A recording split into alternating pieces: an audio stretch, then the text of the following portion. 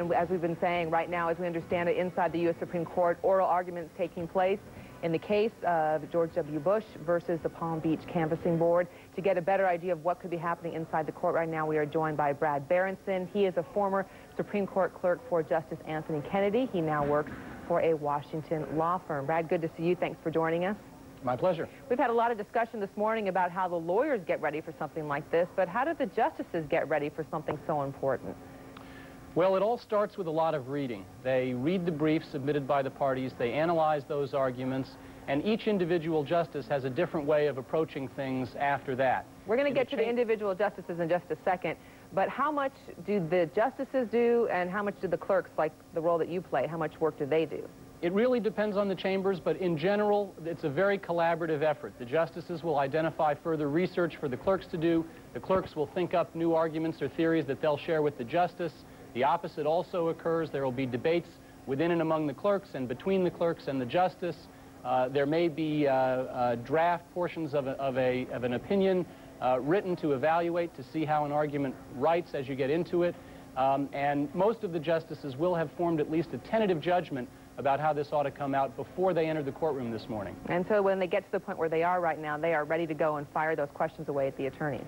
Absolutely. They'll be very well prepared, thoroughly familiar with the arguments and the legal principles involved. They'll know what questions they need to have answered from the attorneys, and they will also be armed with a number of questions that are not so much designed to elicit answers that they want as to persuade their fellow justices of their points of view.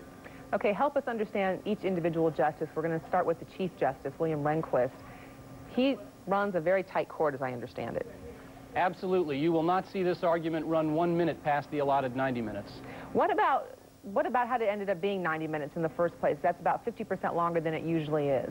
Right. The typical Supreme Court argument lasts 60 minutes. The court decided to extend this one to 90 minutes, in part to allow the various interested parties to have oral argument time, in part because these are enormously difficult and complicated questions, and in part because this is such an unusual case, a case of such importance, that the court did not want to give short shrift to any of the parties' opportunities to speak. And so if he needs to, the Chief Justice would cut off mid-sentence, wouldn't hesitate to do that. That happens regularly. It does. That's politeness in that case, not that important. Observance of the rules is much more important to the chief, although he insists on politeness as well. What about the man that you worked for, Anthony Kennedy? Tell us something about him. Justice Kennedy is a very scholarly, courtly man, very academic in his approach, very thoughtful. He will often try all of the positions available in a case on to see how they fit. He'll sort of, as a devil's advocate within chambers, adopt each position and argue it with his clerks to see how it feels. And when he takes the bench, he will have some very serious questions for the advocates, probably on both sides, and he may be difficult to read from today's oral argument. What about the first woman to sit on the U.S. Supreme Court, Sandra Day O'Connor? Justice O'Connor is very similar to Justice Kennedy. Those are the two swing votes very often on the court. They may or may not be in this case, but she too takes a very measured, scholarly approach. She works extensively with her law clerks, and she's an active questioner at argument too, and it also is not always easy to tell where she's coming from. And in fact, much is made that she's the first woman to sit on the U.S. Supreme Court, but in terms of historical perspective, she tends to be even more important because, as you say, she's a swing vote and you can't exactly tell where she's going to go. Right. She and Justice Kennedy are the balance wheels of the court, although for purposes of today's argument, I think the two most important justices to watch are Justice Stevens and Justice Souter. The kinds of questions they ask and the approaches they seem to take to these issues will probably tell us a lot about how this is likely to come out. One of the more conservative members of the court, Antonin Scalia. Justice Scalia is drop-dead brilliant. He's witty and articulate and very creative. He has really a staggeringly powerful intellect, which is often on display during the arguments. He enjoys oral argument. He enjoys the back and forth. He will frequently argue with counsel back and forth and pose interesting hypotheticals that test the limits of the principles that counsel are arguing and urging on the court. And he's usually among the most active justices during an oral argument, and undoubtedly will be today as well. One of the more controversial justices, at least during his appointment process, was Justice Clarence Thomas. How has he proven to be as a justice? He speaks softly and carries a big stick. He is not heard from very often during oral argument. He prefers to let his colleagues do the questioning, but he takes in everything that's being said, and he very powerful and very principled opinions in the aftermath of argument. An important development in the way that this case has gone is how the audio tapes will be released after this, and that was a development after some organizations like us here at CNN, after we pushed to try to get cameras in the courtroom. It was David Souter, I believe, who said, "Over my dead body." This is a man who does not want to see cameras in the Supreme Court.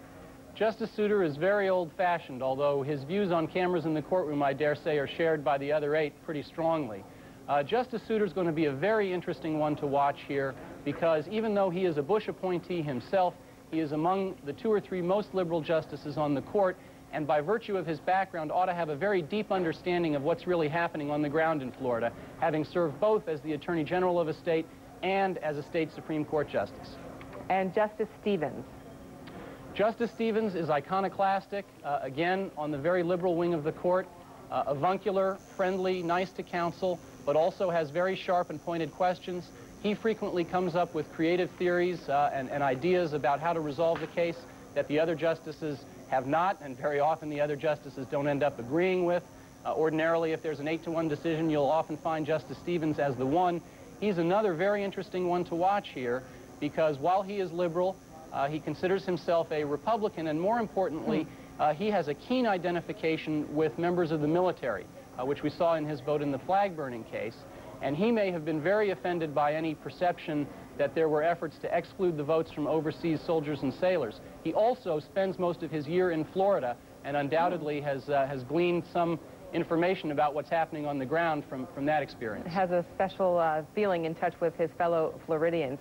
Ruth Bader Ginsburg, here's a woman who understands what it's like to sit on the bench, but also to argue before the Supreme Court, because she did that a number of times as an attorney. That's right. She, again, is another one of the extremely scholarly justices on the court. By and large, all 9 are scholarly. This may be, in terms of sheer mental candle power, the smartest court we've ever had in this country, and she's no exception to that rule. She is a moderately active questioner at oral argument. It may be possible to tell where she's coming from based on her questions today, and I suspect that she may be viewing this case in a light favorable to the Gore side, but it's hard to tell. And you compliment this court, this group of justices, for their intelligence. It might be a smart group of justices, but it has tended to be a very divided group of justices. A lot of decisions coming out 5-4.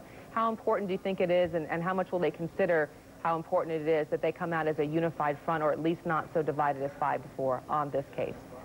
I think all 9 of them would prefer to see this case not come out 5-4. They'd prefer to see a supermajority, and certainly if unanimity could be achieved, that would be better.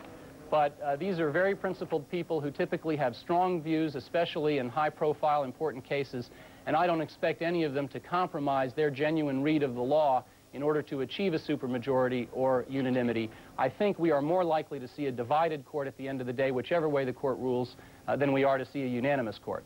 Before we let you go, we can't forget the junior member of the court, and that would be Stephen Breyer. A couple comments on him, please. Former Harvard law professor, knows Professor Tribe, who's going to be arguing for the Gore people, as a colleague. Again, powerfully intelligent man, friendly, good to counsel, and will also be an active questioner. One of the things you're going to find when you hear the transcript of this argument is that of the 90 minutes of argument, probably more than half of it will be consumed by the comments and questions of the justices themselves. Brad Berenson, thanks for introducing us to the players that we can't actually see now, but we'll be able to hear in just a bit. Good to have you with us this morning. Glad to do it. Thanks for your time. Coming up in our special coverage of the U.S. Supreme Court hearing and Florida recount, we will have a panel of experts here explicitly just to answer your email questions. So let's give you that email address once again. It is cnnlive@cnn.com. Also going to take your phone calls. That number on your dime, 404-221-1855.